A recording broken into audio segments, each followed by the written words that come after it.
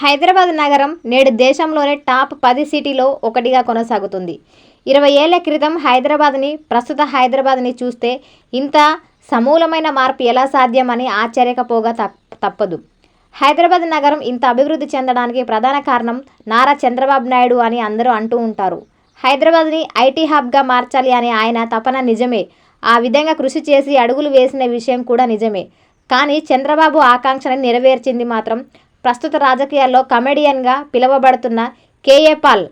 అవును, మీరు వింటున్నది నిజమే. కేఏ పాల్ సాహసకారాలు లేకుంటే హైదరాబాద్కి ఐటీ అంత తేలికగా వచ్చేది కాదు అనడంలో ఎలాంటి అతిశయోక్తి లేదు. ఇదేదో కామెడీగా చెప్తున్న మాట కాదు.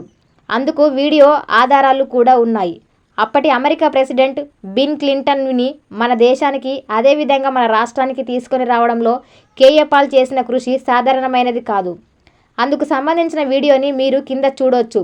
బిల్ క్లింటన్ ఆంధ్రప్రదేశ్కి వచ్చిన తర్వాతే హైదరాబాద్లో ఐటీ కంపెనీలకు బీజం పడింది. అక్కడ మనకి భవిష్యత్తు ఉంటుంది అని అర్థం చేసుకున్న ఐటీ కంపెనీలు వరుసగా ఒక్కొక్కటి హైదరాబాద్లో పెట్టుబడులు పెట్టేందుకు రావడం, అలా నగరం మొత్తం అభివృద్ధి చెందడం జరిగింది.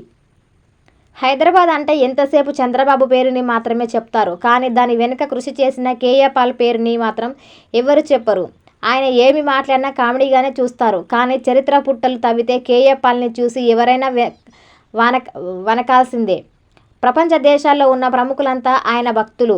అలాంటి వ్యక్తిని ఒక రాజకీయ నాయకుడు తన సొంత అల్లుడి రాజకీయ జీవితం కోసం కేఏ పాల్ మీద లేనిపోని కేసులు బనాయించి అతన్ని పిచ్చోడిగా ముద్రించి జనాల్లోకి వదిలారు. నేడు పాల్ ఏమి చెప్పినా నమ్మే పరిస్థితిలో లేరు.